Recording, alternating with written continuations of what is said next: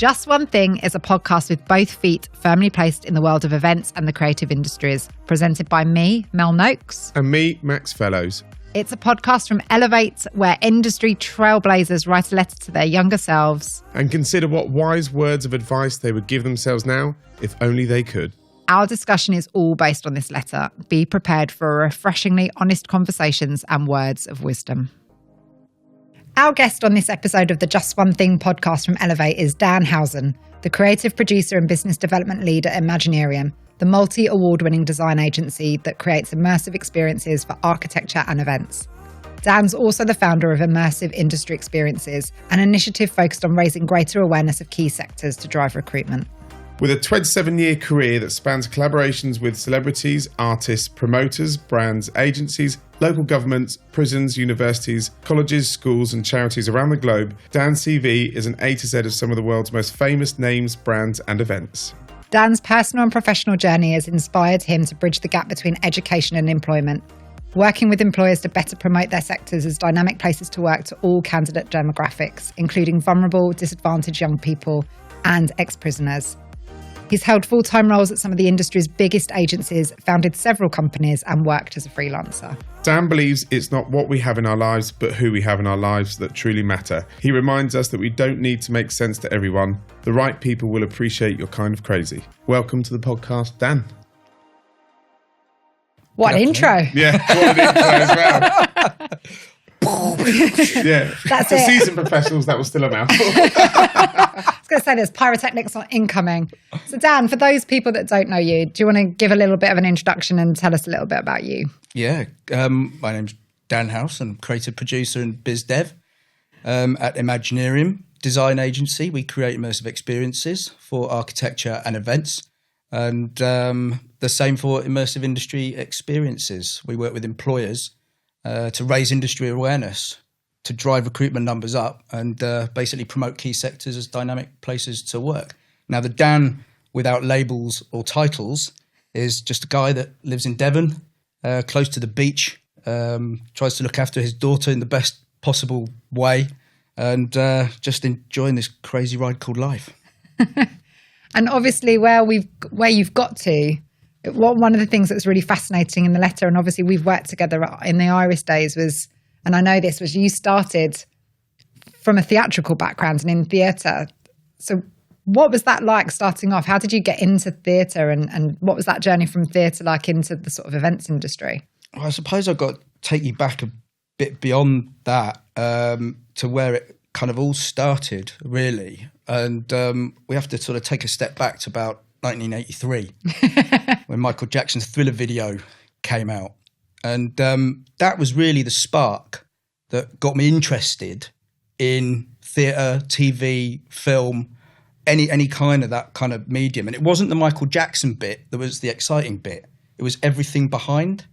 That's what really blew my mind. So I wanted to know. zombies. It was the zombies, it was the dancing, it was the lights, it was the sound. It was a sort of revolutionary video in itself at the time. But that was really the spark that was kind of, right, how do I get a piece of that? You know? But the situation I was in, the environment, let's call it, didn't really have any connections into that world. But it just sparked a passion that sort of stuck with me, really. And I guess over the years, I got into my music. I made an effort to find out a little bit more about this world. And it wasn't until sort of finishing that sort of school piece when you're going, how do I get into TV, film or theatre? No, Dan, you should go and do economics or something like this. No, I shouldn't. I haven't even got maths GCSE. What are you talking about? So that's another story there about the poor kind of careers advice I received in the early days. But, from a sort of 8-year-old who'd seen Michael Jackson and was very passionate about trying to get into that sort of space, it then became a bit of a driving force for me to get there. And it wasn't until I'd sort of left school, had some time out, was still trying to work it out. And I think it was a good friend of mine, actually, who basically dragged me to one side after finishing school and coming off that plane from Ibiza, who basically said, have you ever thought of going through clearing and following up on those sort of theatre ideas that you've always had? And that's what I did. And I went to a place called Bretton Hall, which was part of Leeds University, studied theatre design and technology for 3 years, I think. And I learned how to create sets and build sets, create costumes, work lighting desks, work sound desks, that kind of thing. And so that was sending me down a path of wanting to be a set designer, effectively. And I really wanted to go and work in the paint frame at the National. But sadly, a bit like school, having done those 3 years of studying theatre design and technology, me and my cohort, none of us left, I believe, with a kind of single contact, or we were trained by practicing professionals from the West End, for example, and West Yorkshire Playhouse and other, not their fault, but we weren't encouraged how to build our portfolios, how to go out and present ourselves properly, this, that and the other. So a load of us headed to London, where the streets were absolutely not paved with gold at that time, and got into fringe theatre. And it wasn't soon after that I managed to get a role at Carabiner, which then became sort of Jack Morton. But that was the route that got me to where I started off originally. When you were writing the letter, and we were talking just before actually around there being so much to fit into such a kind of small space, how did you find it? And then equally, with what's in there, why did that make the cut versus stuff that didn't, around that journey that you're talking about? I think what was really interesting about the challenge of the letter and then some of the questions, so you really had to dig deep, you know? And I thought that it really required some depth rather than a bit of a brushstroke around some of the things that we all get up to. And obviously having a personal kind of, purpose around wanting to pass on some of your experiences to others, almost from any background, it kind of afforded me that opportunity. And it was interesting because I think it's been about 3 or 4 weeks in the making, and quite a lot of effort went into it. A lot made the cutting floor, and I suppose it was just trying to structure it in a way that would make sense to peers, but also absolutely make more sense to whether it be a young candidate, someone coming out the military, or whatever your background, who might be looking for a career change or some advice. Have a look at what I've been through, both personally and in business, and it might might spark some thought there. So that was a really interesting thing. And I guess it was the questions were helpful because it didn't steer you down a route of just talking about, all the wonderful things you've done in your career. It made you kind of dig deep and actually think back to, actually when I was younger, what would I say to myself? And quite thankfully, not a lot different, just behave and everything will be fine. And what the way, and when you're talking about the framing of the letter, it was clear there's a lot went into it. And in terms of that framing, there's a particular section that almost kind of warmed the reader up, or as the reader will hear if they read it, is this kind of thought process or reflection all around actions and people. And I thought it was really interesting, and I wanted you to kind of just expand on that, if you wouldn't mind, around why that was so important and also why that sets the tone for the rest of the letter. It's a really lovely question, actually, because, I'm a big believer in you're on your own journey.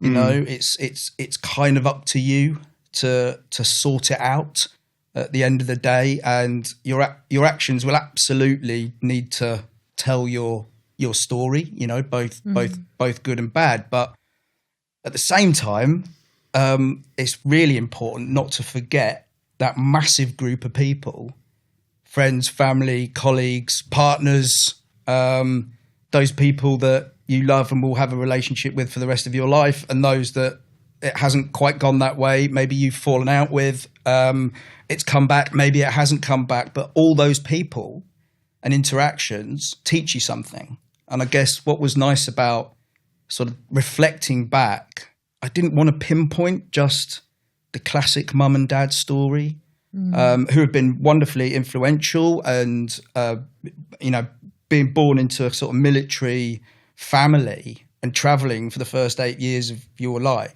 has definitely had an impact on how I cannot sit still. But it's also had an impact on how I'm able to jump into a room with different people on a daily basis and be able to hold my own, So there's things like that which are really important, amongst other things. But then there's your brothers, there's your sisters, there's that wider family. And then as you're growing up, there's all those kids that you hang around with, some of which you're still friends with today, who've, gone on to do wonderful things. Not that that's what it's all about. Mm-hmm. Some have gone on and just had a wonderful time, not trying to push the envelope and trying to be the next big thing and redefine, the world of work. And, I would honestly say that anyone I've come across predominantly, in college, in the places that I've worked, it's not just one or two people, it's groups, it's teams. It's all those, but you've had some wonderful experiences with. There's one sat across me from the table right now that have had an impact. And I think, and sadly, some of them aren't here. Some leaders of those businesses aren't here. Other people you've known on crews or what have you are no longer here. And it would almost be impossible. I've got a mentor from Jack Morton days who helped me very early on, but I almost don't want to say names because the list is so broad, so wide. And, I value that so much. Probably half of them don't even know. When you talk about them, these people of influence then in that people on crews and those listening, no doubt, be in teams and agencies or within corporate brands or whatever their situation might be at the moment. The impact has been such that is you've taken something away from them in terms of a lesson. Is it more so that they've been in some subtle manner a mentor? Is it that it's just their personality and energy? How would you kind of describe it if you had to try? It's a combination, because I think that, when you naturally go into things kind of relaxed and not forced, maybe not agenda driven so much, you are, when you enjoy your work, for example, it's just like going out. So I think that when you're growing up in those sort of earlier companies and you're just learning, you're a sponge. You want to be able to digest a lot of what is being put in front of you. But then when you start to get into a place where this is what I really enjoy, and it's not always fun, it's hard.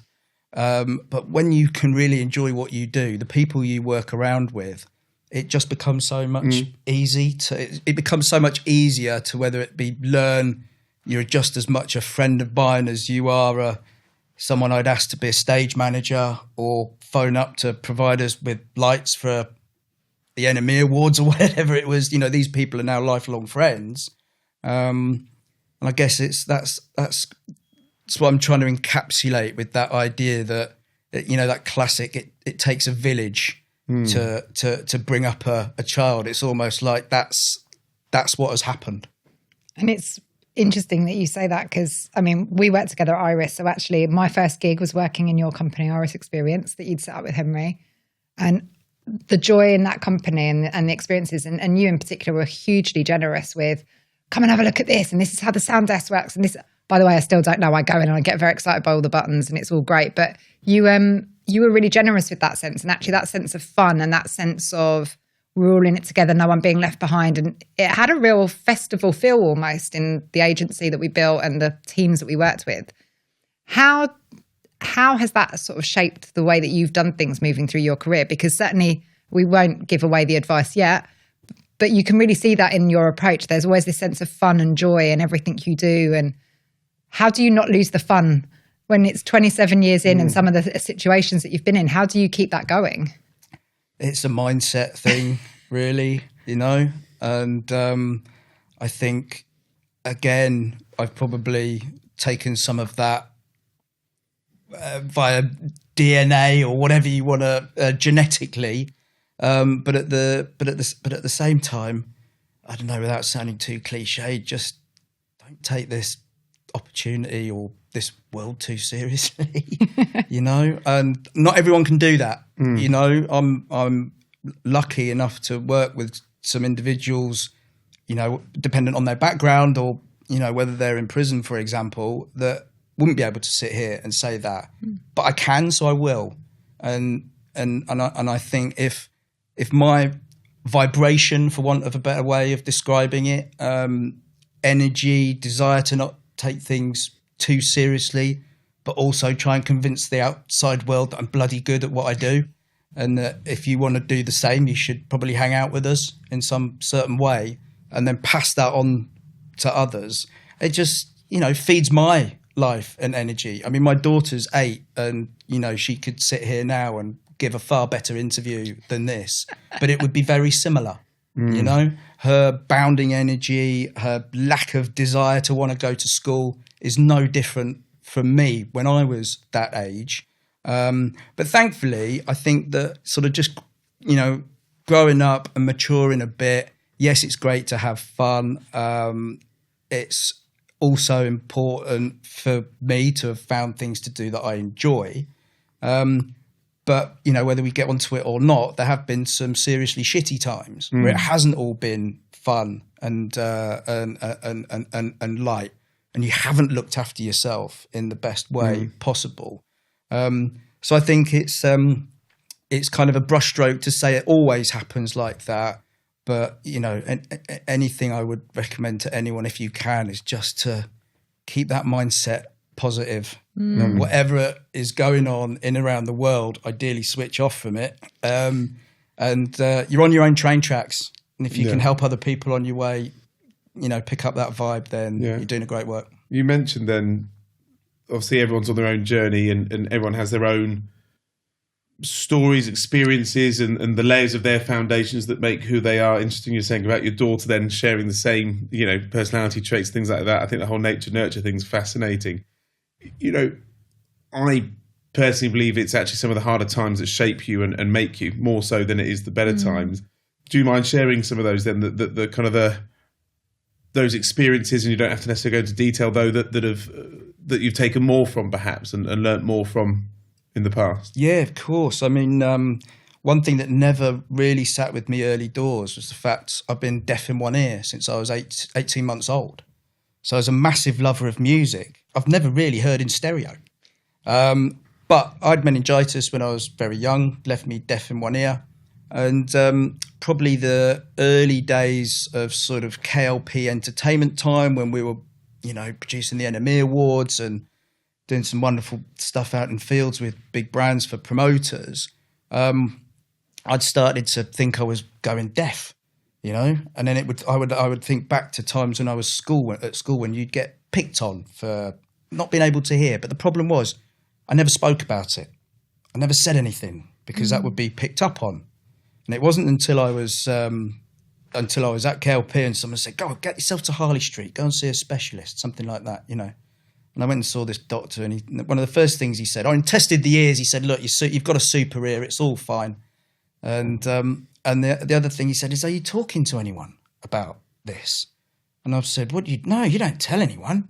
And he says, "Right, I'll tell you what. The next time you're in an event, or even I found myself at weddings, sat on round tables, or events at round tables, and just struggling to hear what the next person's. But you just shut down, and so it can come across as you being rude or other." And the guy said, "Look, I'll tell you what. Go and speak about it. It'll change your life." No word of a lie. A year later, I go back and see him, and it's just revolutionised my life. Just simply about going into an environment where I think I might not be able to hear you, or you don't know me, so I'm just going to tell you I'm deaf in my right ear. And it just changes the whole complexion. It even turned into, I use that wedding example, sat next to a bridesmaid. I'm not lunging. I'm just telling you that I'm deaf in one ear. And I guess that talking about it thing came back to haunt me a little bit later on in life, when some quite big health issues popped up with a partner at the time and my daughter, who I mentioned a minute ago. And those health issues, which were diagnosed long-term, lifetime kind of diagnosis, if you like, were 2 years apart, sort of 2014, 2016. And for a period of time, it collectively turned our worlds upside down, both from a kind of work perspective, but more a life perspective as well. And it meant that almost upping sticks and moving to another part of the country to kind of spend time on the health of those girls to make sure everything was right. And, you know, I'm not going to fall on my sword, but sacrificed a lot personally for it, and got into a space where I was just existing for a period. I was existing. I wasn't doing all those wonderful things we talked about a minute ago, looking after myself, setting the world on fire. I was existing, making sure those around me were in a good place. It wasn't until a period later, when I was starting to feel the heat from some friends and family around me, that I started to talk about that. And I think as a man, with those kinds of situations, we maybe don't talk about it as much. And since I sort of opened up about how challenging that was at times, it just made life so much easier. And since then, I've spoken to other, you know, peers from those places we've discussed already, and I'm not alone. You know, there's lots of challenges that, you know, guys my age who on the face of it could sit down and talk about all those wonderful stories that we went through for the first section of our lives. When things like children and other bits and bobs kind of come into it, it changes the dynamic. And I'd even say that in business as well. You know, it's not always been rosy. Some poor investments, that kind of thing. You know, you learn from it. Yeah. I guess. And if that's all you can do, then that's the, you know, hopefully you'll come out the other side better from it. But what I would say is just talk about it, because I've been guilty a number of times of not talking about it and, you know, not reaping the benefits from that. And obviously the older you get, the more destructive that can become for you internally and externally. Something very close to our hearts is that topic. So thank you for sharing that as well, because I think, like you say, it's so easy to bottle it up and go, well, I must be the only person in the world feeling like this, or people will judge me if I talk about this in some way, or I'll be thought less of. And actually, like you say, just getting it out there and talking about it, you often find you're not alone, and there's plenty of help. So thank you for sharing that.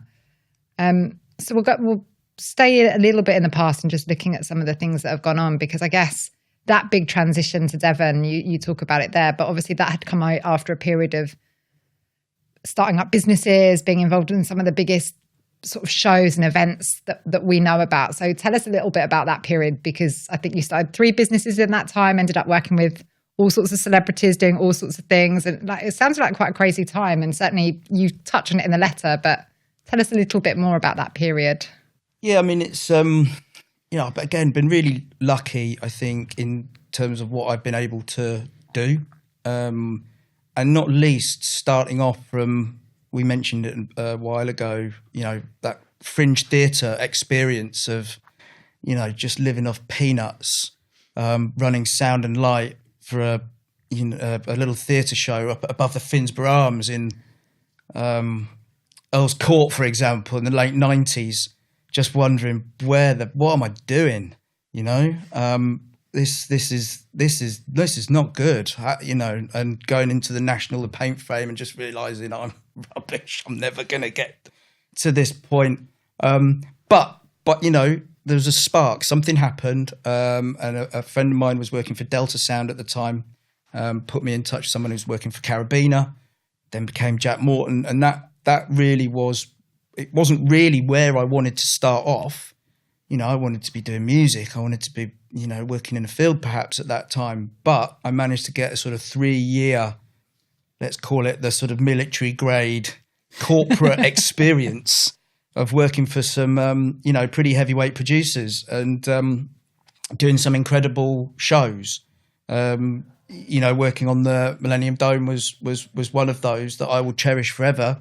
It might not go down in others' CVs as well, but I spent you know, just over a year traveling the country with a couple of photographers, responding to what it makes us to be British.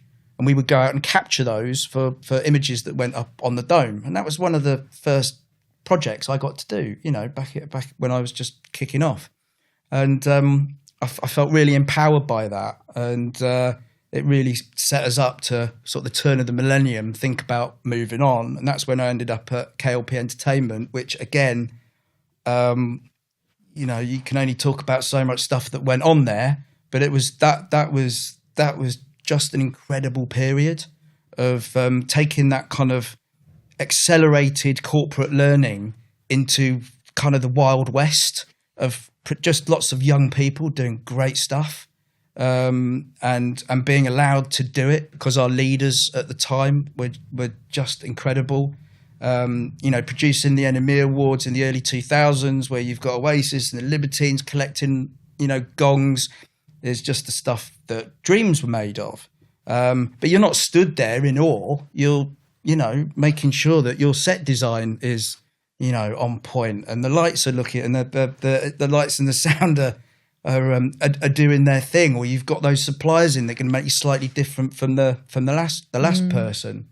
3 years of that took us to Iris with Henry, where again we did some amazing stuff with the likes of Budweiser, taking them to Glastonbury and running tents without any branding, which was a first for a big American brand, if you like. And then 2005, I finally was kind of nudged by a mentor at the time to, you know, go out on your own. And that's when I did. And it took weeks before going out on my own turned into a ridiculous contract from an agency that was part of TBWA at the time, which allowed myself and 2 others to set up a production company called 7 Sevens, which went on for 8 or 9 years, changed its name to become the Live Firm.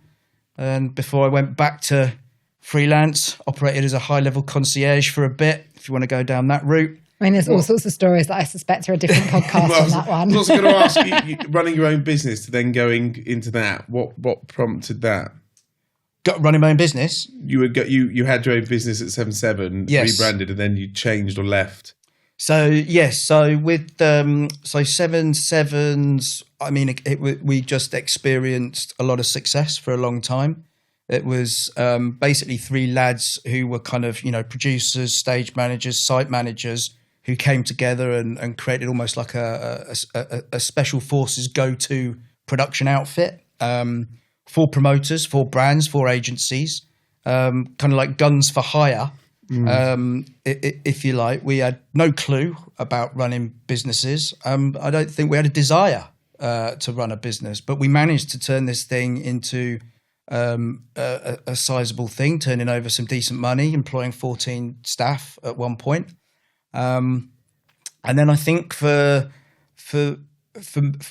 all of us, we realized that we're just good at doing and producing and creating and making, not running large companies or what felt it was a small to medium-sized business. So that business went into cahoots with quite a big promoter, and the dynamic of what I did sort of changed. So I left that to go freelance. But, you know, if I was to say to my 18-year-old self, you would start off without a contact or anyone in this field and be leaving a business under a different name, sat around the table with the people that we were sat around, you'd be pretty pleased with yourself. And I was. But I was quite keen to use a whole load of experience and knowledge just beyond putting on events to different, you know, into a different world, and that's what I ended up doing. And obviously, during that time, 2008 was when we set up Stepladder. So the production company was only 5, 6, 7, 8, 3 or 4 years old, but even then we could see that young people were coming through and they weren't prepared. Some had done a 2, 3, 4 year degree in event management, hadn't done anything live. That's no good to us. You know, it might be good for an agency, work your way through for a bit, this, that, and the other, but it was no use for us. But also, it became really apparent that it was all very samey, white, middle-class people that were coming through. So there was a real desire to, you know, open that up. We created Stepladder, and you didn't just come and work for us, get shouted at, made the tea. That happened as well. But you got the keys to your own company effectively. So there were some clients, charity clients and others, who would allow these young people to do a little bit more than, you traditionally let them to. And their learning just accelerated. But while that was going on, I'd reached out to Camilla Batmangali at the Kids Company. We had a relationship with them where we had young disadvantaged, kids from, backgrounds. One of the lads months before had been stabbed 12 times. Now sat next to a young lad who just graduated from Bristol University, completely different side of the tracks, would probably never bump into each other in real life. Now they're working together on a show or a project. And that was just amazing. That was just amazing. What would you say in terms of that? And we've got Initiative New Gen, which is looking to try and create pathways in the same way. When you look at it, the industry still hasn't changed that much in terms of those coming from university. When you sat down with those two young lads, in terms of the raw skills or you sat there for a reason, take away the paper qualifications of what was it that really shone through, and the differentiation between those that come from, I suppose, tougher or different kind of traditional methods? It's a really interesting question because let's not try and sugarcoat it. If you're in a situation where you have an opportunity that is slightly better than others, and I guess what I mean by that is that if you've been afforded the opportunity to go to a college and just be taught about how to put a CV together and where you should send that, there are people out there that haven't had that opportunity. So even before you get to speak to those individuals and you work out, there's not a great disparity between them, but it's the circumstances that have unfortunately put them in that position, or fortunately put them in that position. So I think, from my perspective, when I take this back to 2008, and it was all about young people and trying to give opportunities to young people from any backgrounds, that has now developed into, and I talk about it with Immersive Industry Experiences, candidates from all backgrounds. So that could mean ex-military, boys and girls, ex-prisoners, boys and girls, women returning to the workplace. The candidate demographics could go on forever and a day almost, but each have their unique challenges. And I think the glorious thing is, and we've seen it in the world today, you don't necessarily need to go through these certain routes to make something of yourself. If you've got a phone and an ability to create, there's ways of doing it. And I think that what is really interesting over the years when we've had these groups of people together, or even if I'm in a prison talking to young men now, if there's a drive and a will and a want and a way to do something, then they'll do it with your support. And sometimes that kind of classically trained background doesn't necessarily equal the results from not having that opportunity. We just need to give those who don't have the opportunity an opportunity to shine. Do you think the differentiating factor is drive? That if you were to try and boil it down, there's obviously the hard skills, soft skills and things like that, but the kind of, if you were to try and coin the thing that really makes that difference. I'd love to say mindset, drive, this, that and the other, but when you dig deep into these demographics that maybe not everyone has had exposure to, there's lots of deep-rooted issues that mean that they don't think like that, or can't think like that, or find it very difficult to think like that. And again, I'll use working in the prison sort of system service as an example.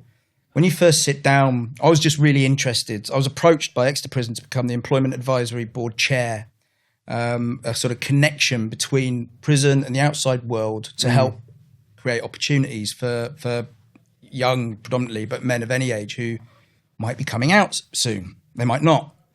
But they still need to understand what goes on in the world and have something to aspire to. And one of the first things that I was sort of told when I sat down around this table was that, what's your perception of prisons and prisoners? And my response didn't quite marry. But what I was told is, these people are just like you and me. Majority are just like you and me. They've made a mistake. Okay. And end up going down this route. And unfortunately, when you go into this situation and you might be in there 2, 3, 4 years, you don't come out the same person. Not everyone is like that, but I think there's a perception that it's only one type of thing. It's all bad and hold that kind of thing at arm's length. But actually, it's an incredible pipeline of potential talent for various businesses. But, let's hope that they, don't lose something whilst they're in those situations. And I guess the same thing can apply to, those in certain backgrounds that don't have opportunities. Unless you're exposed to knowledge, understanding of how to access the event world, creative industries, then how on earth are you going to get there? And I think that was one of the biggest things for me, is that even these young kids would come in to stepladder days, having done an event degree or event management, and you'd say, okay, give me the names of the top 5 promoters, list the names of top 5 lighting suppliers, sound suppliers. They couldn't do it. So what is going on? What is going on? And we've taken it a step further now with Immersive Industry Experiences, where working with employers just to sort of say to them, look, it's not the fact that the next generation are lazy and don't want to work, okay? It's the fact that you're not promoting your sector and all those opportunities in the same way that you're promoting your widgets to get bought by the same demographic. You're not using the same techniques, okay? So, take the built environment and construction as an example. You'll go into careers fairs, you'll see pull-up banners and it's people in hard hats and high vis. There's a bit more to it than that. It's just not being promoted in the same way. And the same applies in our sector at the minute. Working with the director of the backstage centre, where bands will go in and rehearse before they go out live. It's where West End shows go and rehearse before they go out live. It's a great place to train, but there is a shortage of technicians. So it's even in our world where we might perceive that, it's all lovely and wonderful and everyone wants to be drawn into it. I don't know if young people would watch a Taylor Swift video and be as vibed about how I was watching Michael Jackson's video, because I don't know if they know that so much goes on behind it that is achievable. Yeah, that makes that possible. Exactly. And I think that's one of the interesting things, isn't it? It's why I love your Michael Jackson story, is that and we all know it, to put on a show, it looks effortless. And the amount of times that people that don't do what we do, that come along and go, I didn't realise how much was involved, because it is sort of smokes and mirrors. Like, you don't see what goes on. And there are so many people behind that polished person or thing that's out there, and that you just see like maybe 1% of the iceberg. But let's stay in this space for a little bit with Stepladder. Starting that in 2008, that is quite a long time ago and was in a very different space. We talk about mentoring and support and professional development in quite modern terms. Stepladder in 2008 was really ahead of the curve there. So you talked a little bit about supporting these sort of young people coming through that didn't really know exactly what the industry was involved in. But what caused you to set up Stepladder? And obviously that has now taken you into some really exciting spaces. You've touched on some of them now, and we'll come on to what you were doing through COVID, while most of us were just trying to figure out what to do, and you were driving hundreds of experiences in your local area. But what inspired you, I guess, at the Stepladder stages, 2008? Because it's quite remarkable what you were doing back then. Yeah, thank you. I mean, it's personal experience. So, going back to seeing Michael Jackson's Thriller video, and then at the age of, 6, 7, 8, whatever it was. And then, it wasn't until an 18, 19, 20-year-old that I'm actually connecting with that industry. I mean, that's ridiculous. And I can't really blame anyone for that, but the school I went to had no connections into the world that I was wanting to gain access to. And then unfortunately, the university that I went to, or the college, which was a practicing theatre school, I felt didn't set us up properly at the time. And maybe it just for whatever reason wasn't a thing. So it just felt really long and inefficient to sort of go, I know what I want to do, but it took so long to get there. So that was one piece of wanting to solve it. And then obviously when you're running a business, trying to keep things efficient, not waste time, especially how we were running our business, we didn't feel like we needed to spend a lot of time on training people, because you're coming with, your degrees and this, that, and the other. Hopefully you can hit the ground running. That's kind of what we did. It felt like there had to be a little bit more hand holding, but it was pure personal experience. And I guess that having then started it back in 2008, seeing the real world results of not just the guys and girls that were working with us internally, seeing how their learning accelerated.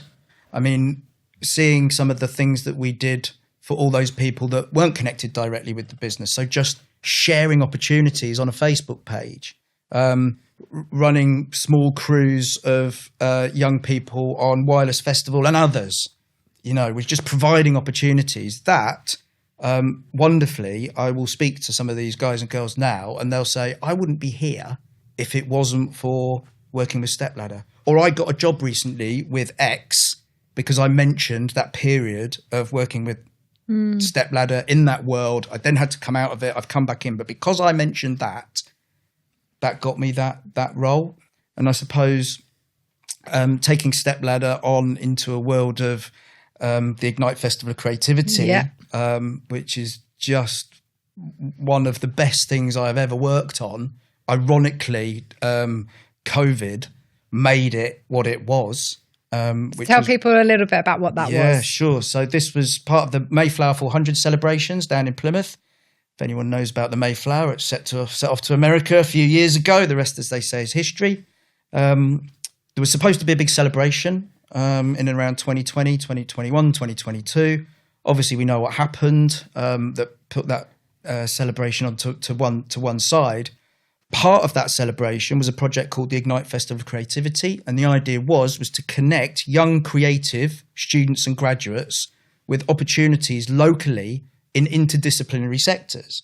As someone who lives down in the Southwest, I'm very aware there is not a massive creative scene. There's very few agencies in the worlds that we're all or have been working in.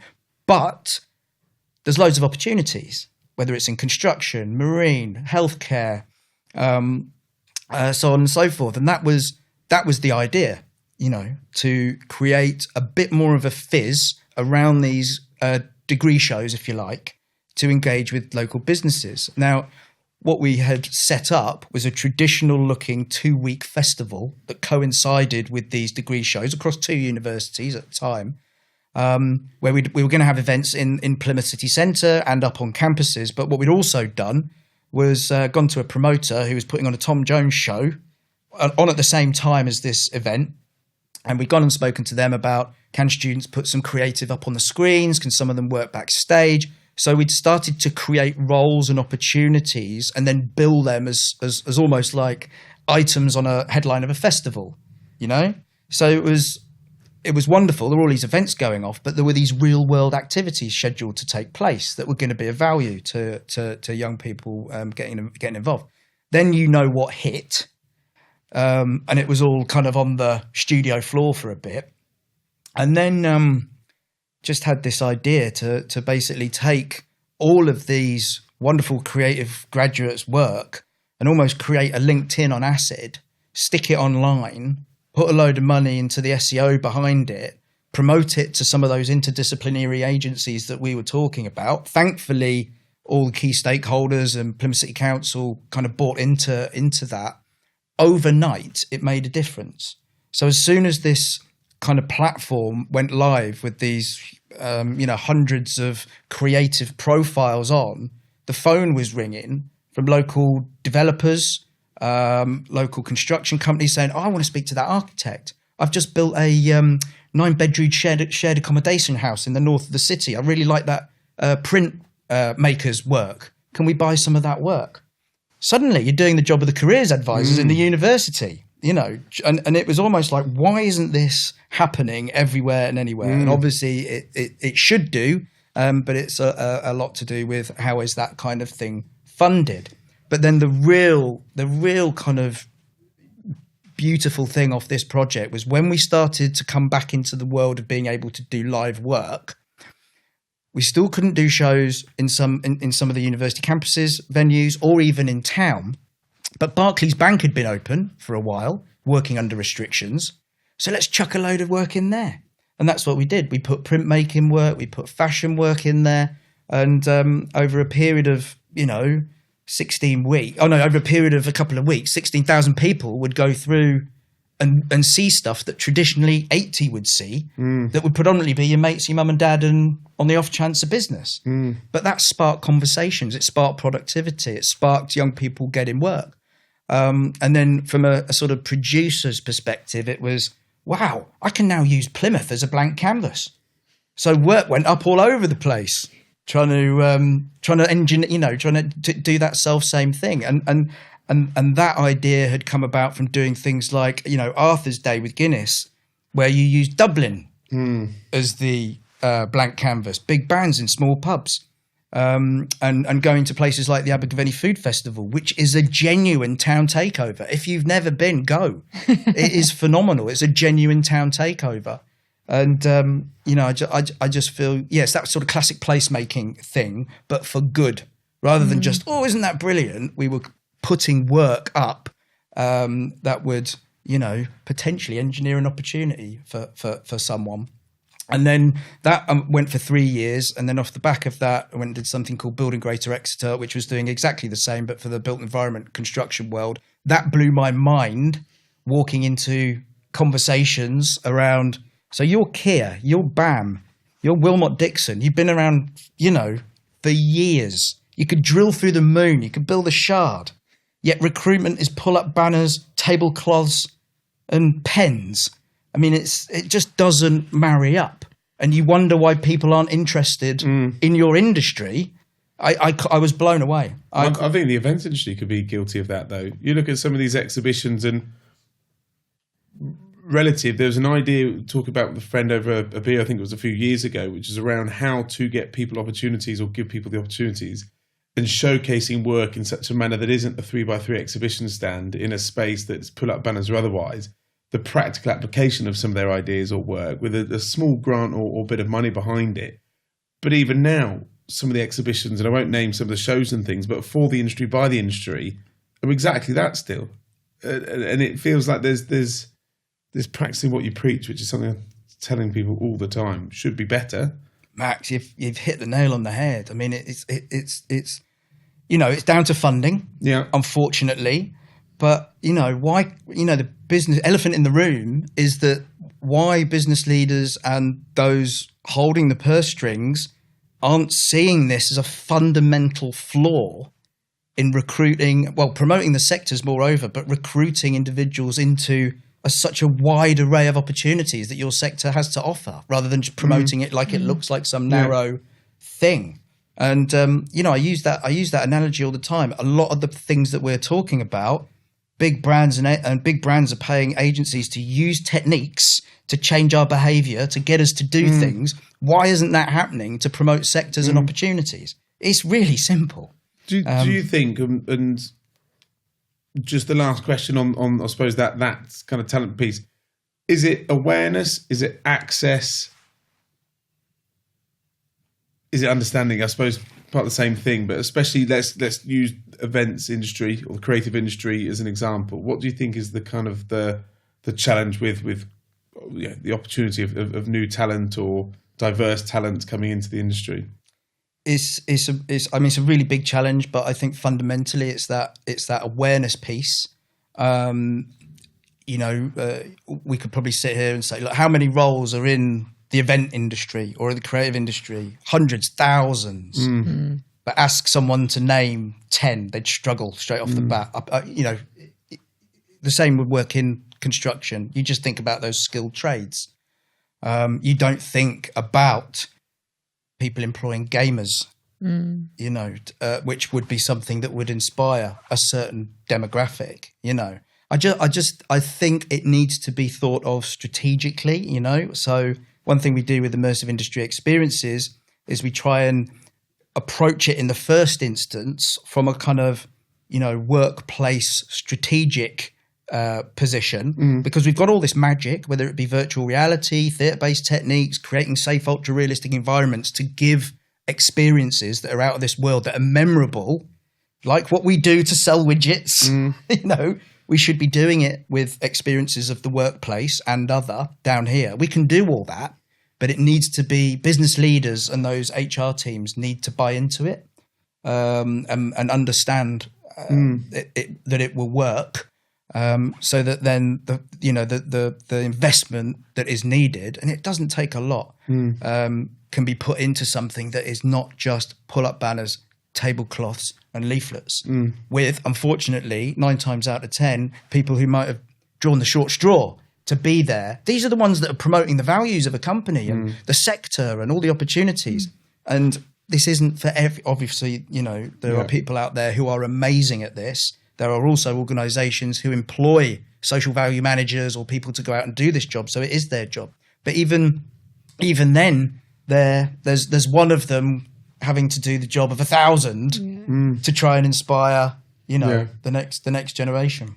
We're nearing that end point where we're going to ask the big question. I had one last one, which is where Mel mentioned, and you mentioned some of the amazing events and some of the career highs and challenges, things like that. If you had or the money, the resource and things like that, what's that big thing that you want to kind of nail before kind of at the end of the career of sorts, or what's the mission, if you like, that is left, or the thing to feel like you've really kind of fulfilled the potential that you have, or the mission that you have at the moment?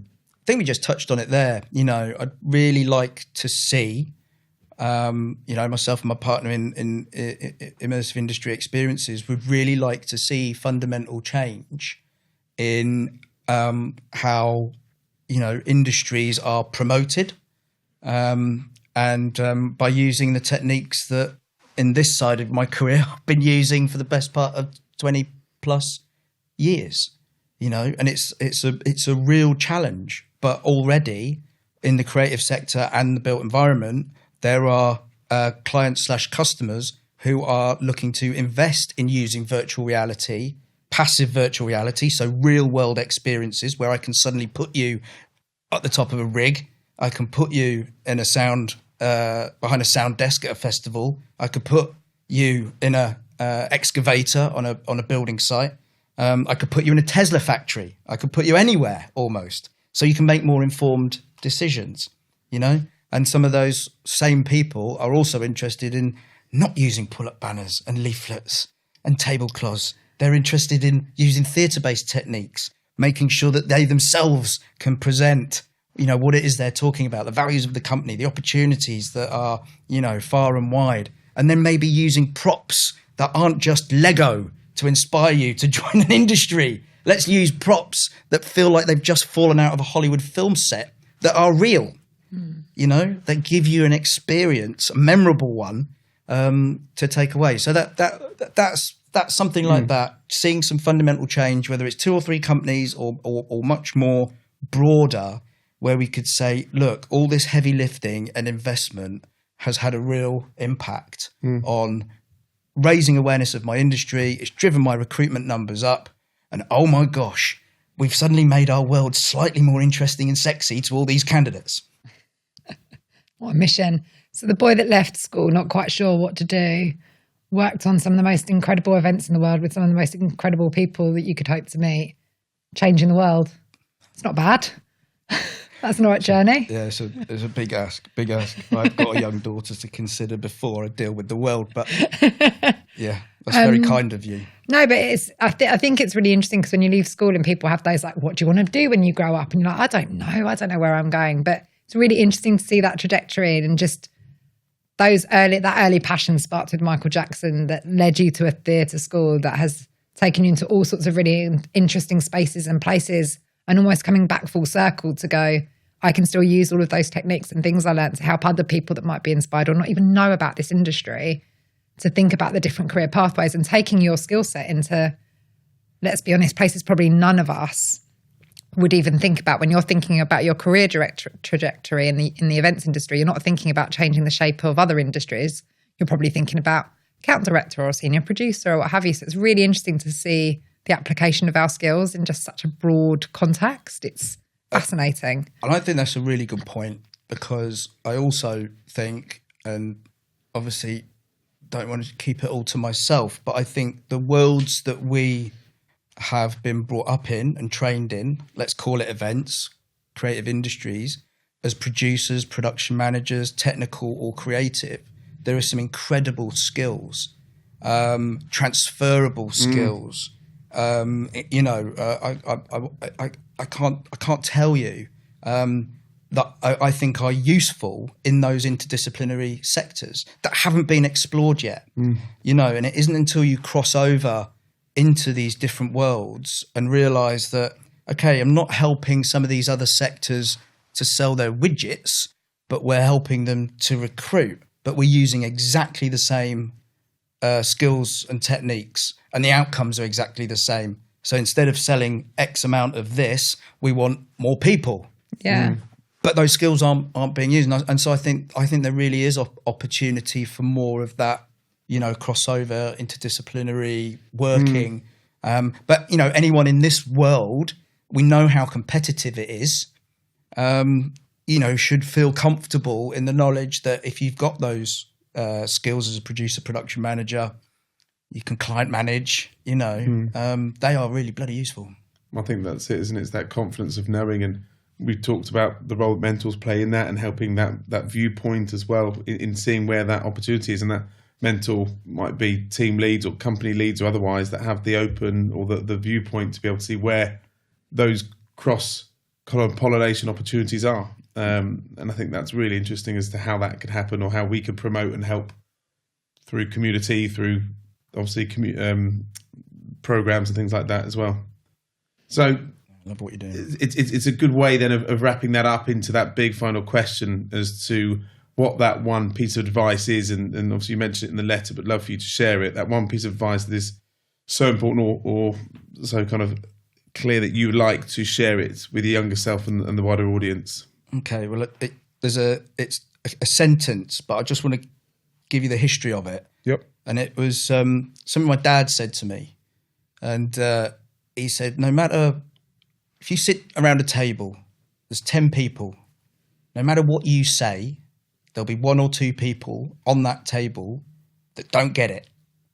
They won't get you, or they won't quite understand where you're coming from. And I've taken that and I've realised how true that is, not just in work, but in life.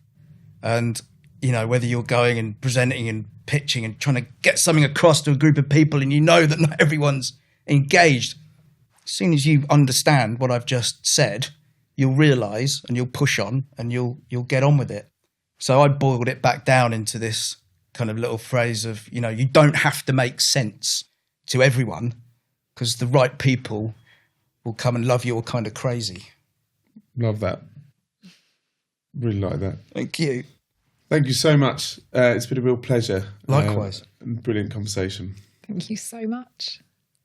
Do you know what? Obviously, I have a personal relationship with Dan, and he was somebody that I worked for, and my first job was at Iris, where he was the director. And it is lovely to have him back on the sofa and be able to talk to him in this context, because I think one of the things that I've always been really aware of through my career is so much of the work that we do in the events industry relies on incredible producers and production teams. You know, we all have these great, big, crazy ideas. We sell them into clients, and there's someone like Dan in the background making that sort of stuff happen. And I think it is so brilliant to see this sort of journey of starting somewhere with quite a practical skill set of, I'm going to go to theatre and think about sets, and the places and spaces it's taken Dan and many others actually, you know, from working on the NME Awards, working on Glastonbury, working with some of the biggest names and the biggest festivals, you know, pretty much every major event in the UK at some point, someone like Dan, and Dan himself, has worked on.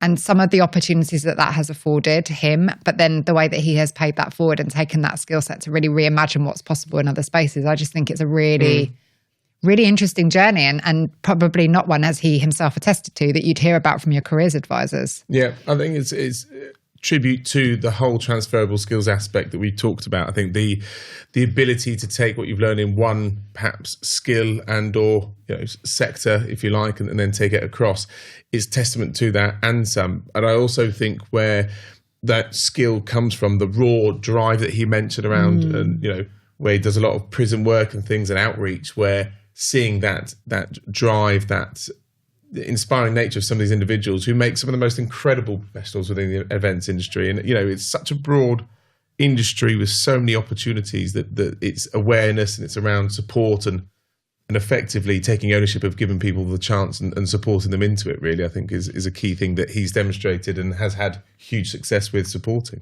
Absolutely. And the other thing I really love that Dan touched on in this episode is the team and the amount of mentors. And it resonates a lot with me from my personal experience, but you're going to have some really official and quote unquote sort of mentor relationships. And you'll have those moments with people where somebody will say something in passing, or you'll watch somebody do something, and that opportunity to learn and grow and potentially course correct. And Dan sort of referenced a few times in the conversation we had about people that are taken into one side and said, well, why don't you explore this? Or why don't you explore that? And sometimes those nudges in the right direction, those people around you and the team you have around you are such champions of your careers. And those little nudges are often the things that take you down to some really exciting places. And I think that's true of the events world as well. Like none of us are a village. None of us are individuals. It takes a village to run these things and be part of these things, and that team mentality. And the fact that you can learn so much from those around you, even outside of the construct of a formal mentor relationship, I thought was really powerful actually in what Dan shared.